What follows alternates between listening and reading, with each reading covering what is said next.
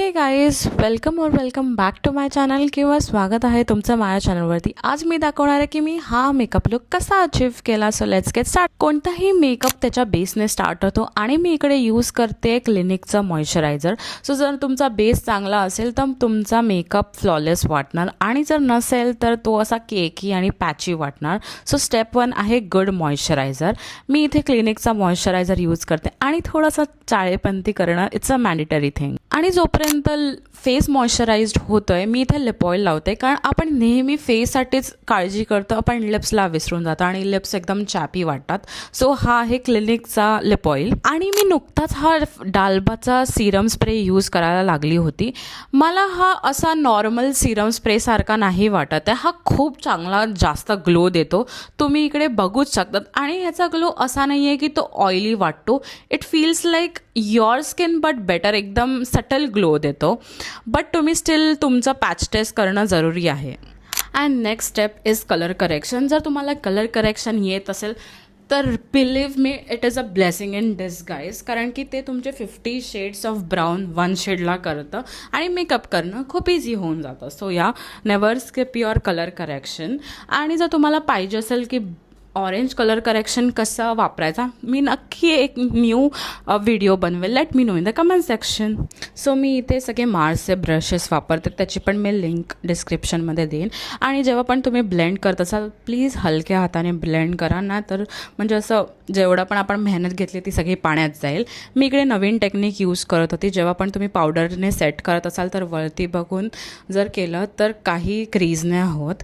And next step is concealer. मी इथे लॅनकॉमचा कन्सिलर यूज करते. हा थोडा ऑरेंजिश आहे बट ट्रस्ट मी, जेव्हा तुम्ही एंडला बघाल तुम्हाला असं वाटेल की सगळं एकदमच म्हणजे जुळून आलेलं आहे, लाईक जुळून येते रेशम गाठी.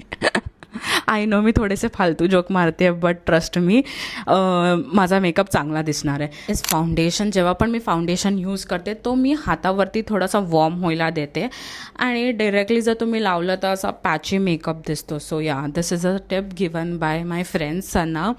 आणि तुम्ही बघू शकतात की किती मस्त ब्लेंड होतं आहे फाउंडेशन. सो गाईज मला माहिती आहे मी थोडंसं आईच्या अराउंड मेकअप लावणं विसरली, but just please ignore that fact. आणि तुम्हाला हे पण समजून घ्यायला लागेल की मी पण बिगनरच आहे आणि मी ते चेक करत होती की सगळं मेकअप बरोबर लागला आहे की नाही. आणि मी ट्रस्ट मी की मला हे कन्सिलर ब्रश खूप आवडतं मार्सचं. टचअप करत होती सेटिंग पावडरने. आणि पण जेव्हा पण मी सेटिंग पावडर यूज करते तेव्हा एक्सेस पावडर थोडासा म्हणजे हाताला टचअप करते आणि जेवढं आपल्याला पाहिजे तेवढंच फेसला लावते. मी पुन्हा इथे डाल्बाचा सेटिंग स्प्रे यूज करते. सॉरी, सेटिंग स्प्रे नाही, फर्स्ट सिरम स्प्रे. हा तुम्ही प्रायमर, सेटिंग स्प्रे आणि असं इन बिटवीन तुमच्या मेकअप स्टेप्स यूज करू शकतात.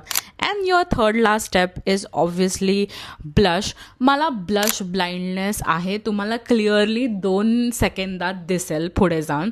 मी इकडे 2 शेड्स यूज करतात आणि ते शेड्स मी स्क्रीनवरती पॉपअप करेन.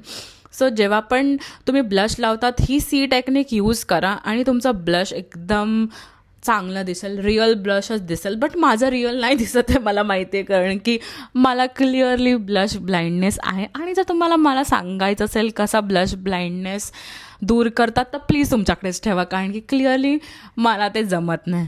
एनिवेज मला ते खूप असं जास्त मेकअप करायची हौस होती. सो अंगातले किडे काय कमी नाही होत. आणि ही लिपस्टिक एकदम जास्त बटरी ग्लाईड होते. This is shade gifted from rare beauty आणि हा त्यांचा बेस्ट शेड आहे, एकदम suitable for brown skin tone. म्हणजे तुम्ही कधी पण तुमची गो टू लिपस्टिक होऊ शकते, ट्रस्ट मी गाईज.